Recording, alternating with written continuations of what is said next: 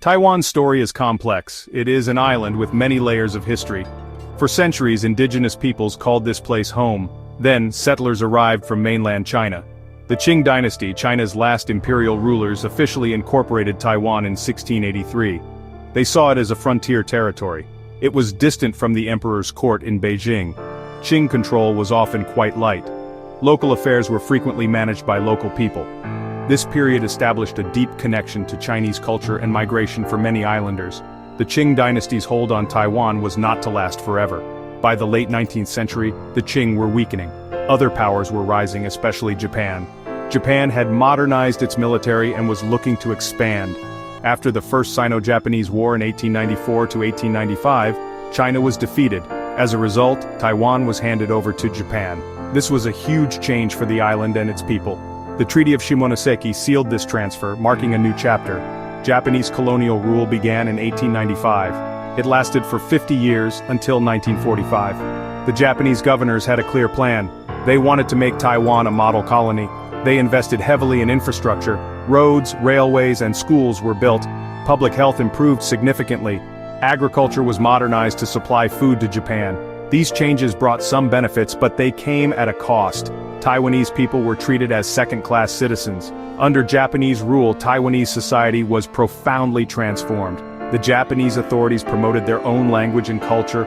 Older generations still spoke Chinese dialects, but younger people were educated in Japanese. Many Taiwanese also adopted Japanese customs.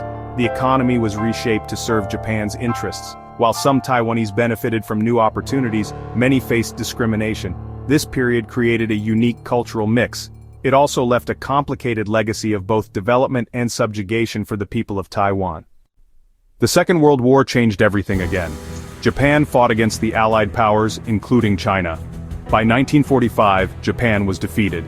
The question of Taiwan's future arose. Allied leaders like Roosevelt and Churchill had met with China's leader Chiang Kai-shek. They agreed that territories taken by Japan, like Taiwan, should be returned to China. So, when Japan surrendered, control of Taiwan was handed over to the Republic of China, led by Chiang Kai-shek's Nationalist Party, the Kuomintang. Many Taiwanese initially welcomed the ROC forces. They hoped for a better future after Japanese rule. However, the arrival of KMT officials was often chaotic. The new administration was seen by many locals as corrupt and inefficient. Misunderstandings and tensions quickly grew. The ROC government was also busy fighting a civil war on the mainland. This civil war was against Mao Zedong's Communist Party. This conflict had been raging for years. The focus of the KMT was primarily on winning that war, not on governing Taiwan smoothly. The Chinese Civil War reached its climax in 1949. The Communists gained the upper hand. Mao Zedong declared the founding of the People's Republic of China in Beijing. Chiang Kai-shek and his KMT government faced total defeat on the mainland. They needed a place to retreat. They chose Taiwan. Around 2 million people, mostly soldiers and KMT officials and their families, fled across the Taiwan Strait. They brought with them China's gold reserves and many national treasures. This massive influx of people had a huge impact. The KMT established Taipei as the temporary capital of the ROC. They vowed to one day retake mainland China. This effectively created two Chinas. One was the PRC controlling the vast mainland, the other was the ROC controlling Taiwan and a few small islands. Both claimed to be the legitimate government of all China. This set the stage for decades of political tension. The world had to decide which China to recognize. The early years of KMT rule in Taiwan were harsh. Tensions between the newly arrived mainlanders and the local Taiwanese, who had lived under Japanese rule. These tensions exploded in early 1947. An incident in Taipei involving a dispute over untaxed cigarettes sparked widespread protests. The KMT government responded with a brutal crackdown. Thousands of Taiwanese people were killed. This event is known as the 228 Massacre. It became a deeply traumatic moment in Taiwan's history. The 228 Massacre had profound consequences. It created a lasting sense of fear and resentment among many Taiwanese. For decades, it was a taboo subject. People were afraid to speak about it openly. The KMT imposed martial law which lasted for nearly 40 years. This period is often called the White Terror. Political dissent was suppressed. Many people were imprisoned or executed. This experience deeply shaped Taiwan's political consciousness. It also sowed the seeds for a distinct Taiwanese identity, separate from the KMT's mainland Chinese identity.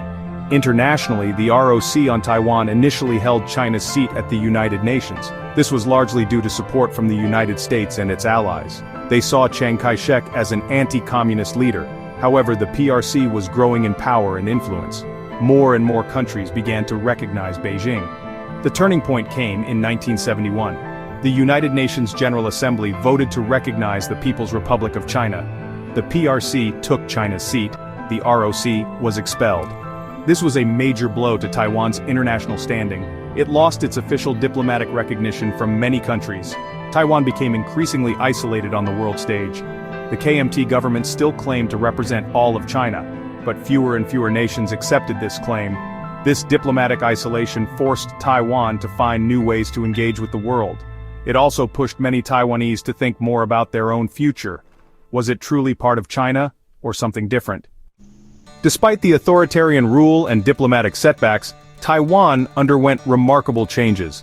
From the 1980s, a pro-democracy movement gained strength. Taiwanese people demanded more freedom and political participation.